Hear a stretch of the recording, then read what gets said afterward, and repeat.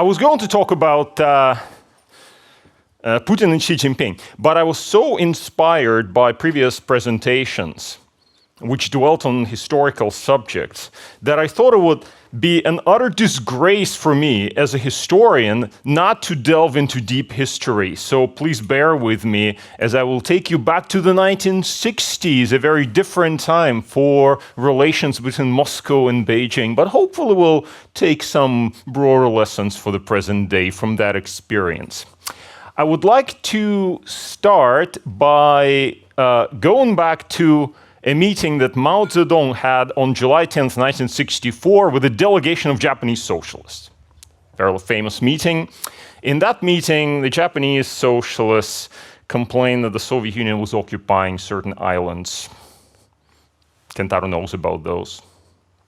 And Mao Zedong said, I understand you. He lamented that the Soviet Union had robbed China of Mongolia and, I quote, occupied too many places, both in Europe at German, Polish, Romanian, and Finnish expense, and in Asia, where, according to Mao Zedong, it annexed territories east of Lake Baikal, that's a quote, including Khabarovsk, Vladivostok, and the Kamchatka Peninsula. And then he said ominously, we have yet to settle this bill with them. Now, the Japanese delegation went back to Japan, and these comments were published and came to the attention of the Soviet leadership, and they were absolutely outraged. Nikita Khrushchev said to his comrades on August 19th, 1964, have you read the hideous document about the border? Referring to Mao's comments. I read it yesterday and became indignant. He went on to talk about how the Chinese were, and I quote, evil, hypocritical, crafty, and cunning. But what really got under Khrushchev's skin was that Mao Zedong was, as Khrushchev was describing it, was feeding the bacillus of nationalism, though he knew full well that borders in the socialist world did not coincide with ethnic groups. It wasn't just the Soviets who had this problem. The Romanians, the Polish, the Hungarians, the Yugoslavs, they all had this problem. But not only that, the Chinese themselves had this problem, Khrushchev said, because they had also, under the Chinese emperors, conquered territories and enslaved peoples. He even proposed to ask the Chinese to free the people of Xinjiang, the Kazakhs and the Uyghurs, so that they could create a joint state with the Kazakhs and the Uyghurs of the Soviet Union. Although that proposal did not go beyond this discussion at the Politburo, I guess he reconsidered before sending it to the Chinese. This is criminal, Khrushchev fumed. It leads to butchery.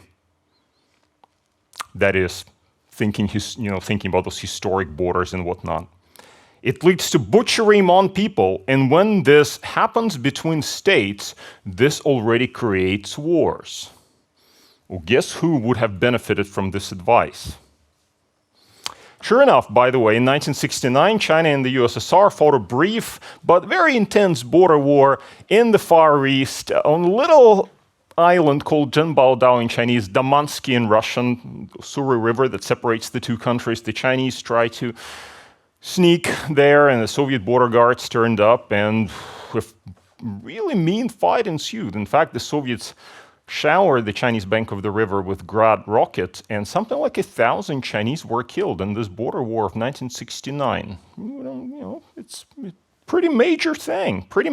And in fact, the Soviets were actually hinting at the possibility of preemptive nuclear strike against Chinese facilities, once again in 1969. How did it happen that Sino-Russian relations, Sino-Soviet relations, went from a perpetual unbreakable alliance of the 1950s to an actual war just in a matter of 10 years? Historians have come up with 4 broad explanations, and I will quickly talk about them. The first is ideology, the second is domestic politics, the third is national interests, and the fourth is clash of personalities. So let me talk about ideology. Basically, the argument there goes something like this. Well, The Chinese, after de-Stalinization started by Nikita Khrushchev in 1956, the Chinese thought this is betrayal of revolution. Stalin was a good guy, therefore, Khrushchev should have not criticized him, and all kinds of other issues were connected to that, including the question of war and peace, whether war is inevitable. The Chinese thought yes, the Soviets thought no. The question of peaceful transition to communism, the Soviets thought possibly, the Chinese thought no, you can only have revolution, and so on and so forth. So ideological struggle is important. And indeed, ideas, we know, can and often do guide actions. However, there's a problem, because ideas can also rationalize actions, legitimate actions taken for other reasons. Power can be sought, for example, to further ideas. Or ideas can rationalize and legitimize the pursuit of power. So how do you disentangle these two issues? It's impossible. Plainly, it's impossible. And I'd say it's impossible even in the mind of the decision makers, because decision makers themselves often do not really know why exactly they're acting. And that is a challenge for us historians. How do we get to the bottom? Where's the truth? And of course, the counter-argument to that, well, why not embrace this, both of those explanations? Yes, ideas, yes, power. They are mutually reinforcing. What's the problem? And I guess there is no problem. Yeah, we can do that. And that's what historians do. They like multi-causality. But as a result, explanations do become a little bit fuzzy. And I would just say that I'm not personally convinced that ideology really does explain much in the Sino-Russian quarrel in the 1960s. Don't really have the time to go into this because I want to talk about domestic politics. Domestic politics, also very important.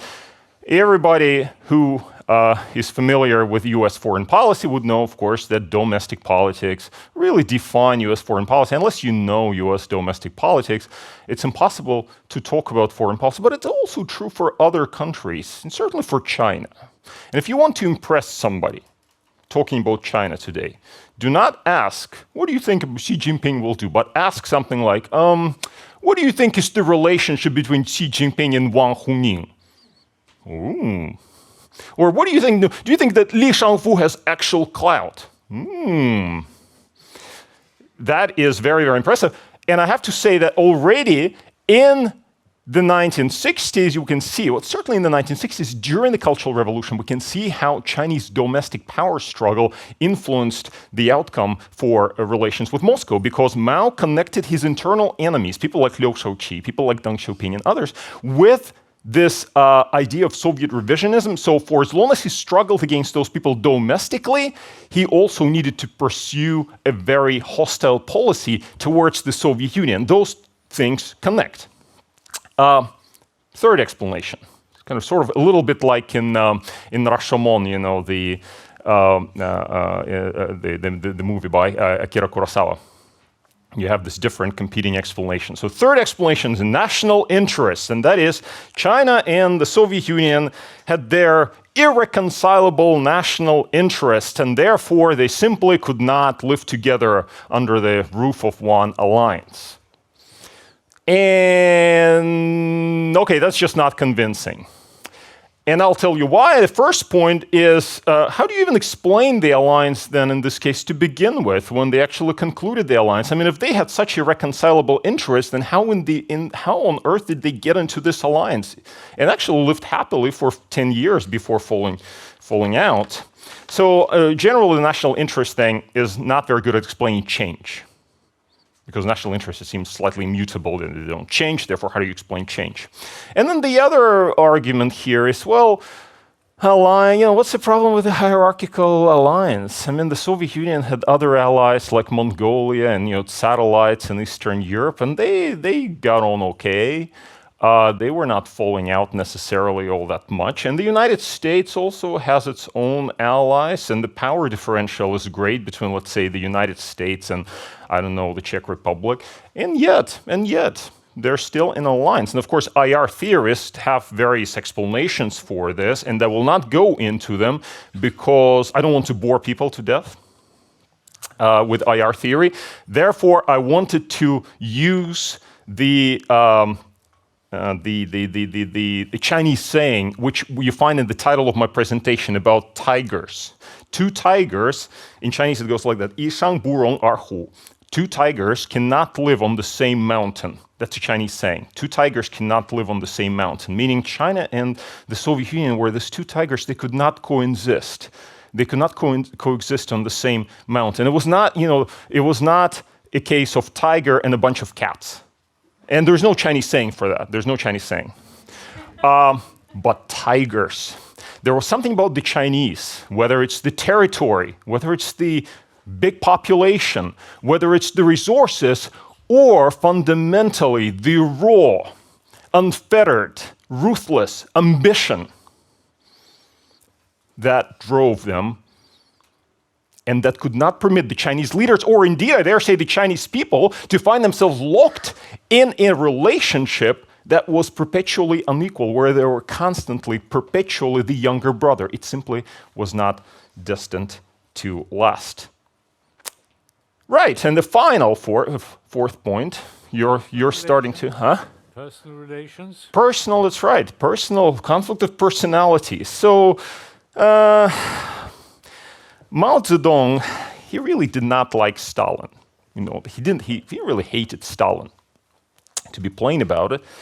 But he deferred to Stalin. He deferred to Stalin. He saw the Sino-Soviet alliance as a kind of a Confucian family, where you had that, unloved son and an unloved father, but you still had to show some filial piety towards the father. You didn't really care for him. But then the father died, March 1953, and that became a moment of liberation for Mao Zedong, because he could not take orders from this new Soviet leadership, whom he thought are just clowns, upstarts, people who were not very sophisticated, not great philosophers, revolutionaries like him. So how could he take orders from them? They were just too arrogant, too presumptuous. He couldn't take that. He called the Sino-Soviet relationship a relationship of cat and mice, and he did not want to be a mouse, he said. Khrushchev, on the other hand, also despised Mao, comparing him, unfavorably, I must add, to Genghis Khan. And Khrushchev understood that the alliance was unequal. He understood that. But he thought that this lack of equality in the alliance was natural. And in fact, I've got a quote here for you from Khrushchev where he describes what actually drove Russia and China apart. And that's my final parting thought, almost. Here's what Khrushchev says about why he quarreled with the Chinese. It's a question of nationalism, a question of egotism. They want to play the first fiddle. But this is not decided by vote. This is determined by one's status and by the other's recognition. Even say among 5 or 10 people, they're friends, and one of them is the leader. They don't elect him, they just recognize him for certain qualities. This is how it is and how it will be in the future. People won't all be black or red-haired. There will be different colors and different temperaments and different mental capabilities among people. There will be inequality like elsewhere in nature. This is Khrushchev talking about Sino-Russian relation. He basically says, what are the Chinese thinking? We're so great, How can you compare? And I don't even know how to describe this. Is that ideology? No, it's not ideology. Is this, national interest? No. It's something cultural, almost racial to this explanation. There's something deeper here, and it kind of hints at the Russian sense of superiority vis-a-vis the Chinese and a sense of entitlement almost. Well, you do wonder, and that's my parting thoughts, what Mao thought of all of this. And I have to say that we do have some evidence. In 1970, he spoke to Nicolae Ceausescu. Ceausescu of Romania was trying to get the Chinese to repair relations with the Soviet Union. Repair relations with the Soviet Union, stop criticizing them, etc. You know what Mao said after Ceausescu asked him to mend fences? He said, they piss on my head, and I shall not retaliate? Thank you. Thank you.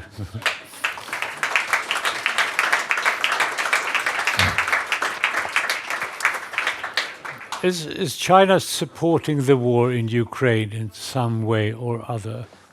Oh, we're back to the present, which is Yes. which is reasonable. Which is reasonable. Fair game. The Chinese obviously do not want Putin to lose this war, nor do they want Putin to win this war. They like Russia where it is at the moment. Russia that is weakened, Russia that is beholden to China, Russia that is practically a vassal of China. From the Chinese perspective, isn't that a great thing? And wouldn't you be overjoyed if you were Xi Jinping to have Russia in this position? So that is why we've had that mediation effort from the Chinese side, hoping that the war could freeze and they could just keep things where they are. Yeah. And China will keep on talking about good relations with Russia, manipulating Russia to China's advantage, rather than break up this relationship. Well, yeah, and the Chinese know what they're doing. They're playing the long game. What I wonder about is what are the Russians doing? Because what is happening today is not, going back to national interest. And I dismiss national interest as rubbish, but actually I think there's something to it. You can actually say there are objective national interests. And Russia, as it finds itself today, without leverage, isolated in the West, despised by so many, a weakened actor, much weakened actor. Is that in Russia's national interest? Absolutely not. What would be in Russia's national interest would be to stop its war in Ukraine and then kind of stand back and say, try to at least achieve some kind of form of non-alignment in what is inevitably shaping up to be the great confrontation of this century, the Sino-American confrontation. But they're not doing that. And that is what puzzles me. That is what I'm confused by, because Putin is so blinded by his absolute hatred of the West that he's betraying Russia's national interests in doing what he's doing.